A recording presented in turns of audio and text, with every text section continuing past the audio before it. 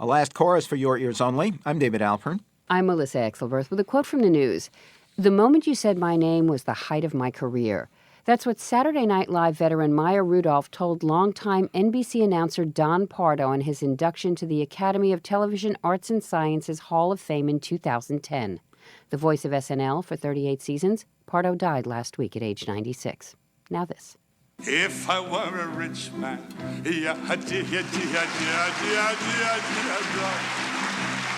all day long I'd biddy bum. If I were a wealthy man, I wouldn't have to work hard. If I were a bitty rich, idle diddle man. It was a September night 50 years ago that the antic genius Zero Mostel first brought the character of Tevye to Broadway in the debut of Fiddler on the Roof. 7 years later, the Israeli actor Topol brought him to movie theaters worldwide. And scarcely has there been a time since that the musical, in one form or another, has not moved audiences with its tale of joy, sorrow, tradition, and transformation in a Jewish village of Tsarist Russia. Journalist and author Barbara Isenberg explores the creation, production, and lasting influence of the show in her new book, Tradition, the highly improbable, ultimately triumphant Broadway-to-Hollywood story of Fiddler on the Roof, the world's most beloved musical, from St. Martin's Press. And for your ears only, she's on the line now. Welcome to our show. Thank you very much. But who first had the bright idea of turning tales of Yiddish writer Sholem Aleichem into a musical? Well, in this particular case, it was Sheldon Harnick. And what happened was that a friend of his had sent him a Sholem Aleichem novel, which told the story of a group of traveling actors. Now, it was a wonderful novel. Sheldon Harnick loved it. He said, great musical. And he sent it to his collaborator, a man named Jerry Bach, who he had written Fiorello with, the great Tony-winning, Pulitzer Prize-winning musical about the mayor Fiorello LaGuardia.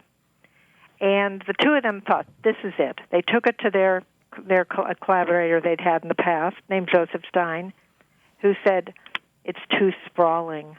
But Joe Stein said, you know, when I was a little boy, my father, who was from Poland, would read to me Sholem Aleichem stories about Tevye the Dairyman. And I thought, that might make a musical. Remind us how different Fiddler was from the successful shows on Broadway then. Well, at that time, when they first started thinking about it, some of the successful shows were Camelot, The Unthinkable Molly Brown. By the time the show came out, even the shows that were on Broadway were Hello Dolly and Funny Girl were on Broadway. It was a time when serious shows were not that prevalent. And that actually is one of the things that contributed to Fiddler's legacy. It was a show about something. And before Fiddler, a lot of musicals spoke only to their immediate generation. Fiddler showed that a musical could speak to all generations. You say it was a labor of love for the show's trio of Jewish creators and that they put up their own money at the start. But who put up the serious money? How troublesome was it to get investors for a show that was so different from what was popular at the time? Well, it took them a long time to find a producer.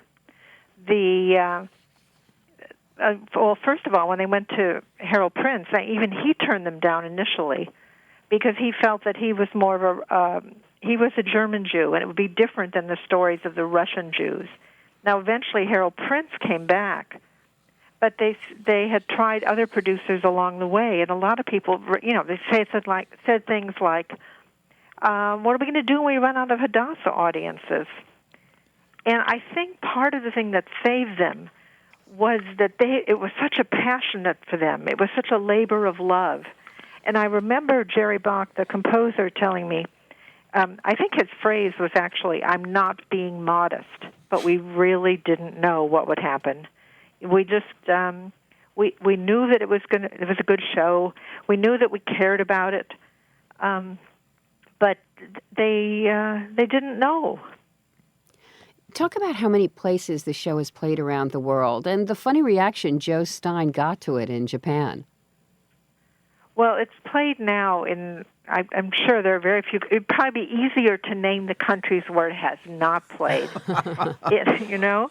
And it is, even in the beginning, it played everywhere from Argentina to, there were 15 productions in Finland in the very early days of it. And so when it first went to Japan, Joseph Stein loved to tell the story about he was meeting with the producer in Japan, and the producer said, I have to ask you, do they understand this show in America? And Joe Stein said, what? What do you mean? He said, well, it's so Japanese. Wow. And, I think it's part of the success of it, that it's so Danish, it's so Israeli, it's so Argentinian. I mean, it's a story about everyone. Any place there are families. Every place there are families and family friction. If you think about it, I mean, everything's in the show of that kind. There's a well-crafted book, of course, and there's memorable songs. But there's this plot that has something for everyone, whether it's the importance of family, the friction between generations, or the difficult choices that accompany emigration and assimilation. Barbara Isenberg's new book is Tradition, the highly improbable, ultimately triumphant Broadway-to-Hollywood story of Fiddler on the Roof, the world's most beloved musical, from St. Martin's Press. Would it spoil some vast eternal plan if I were a wealthier man?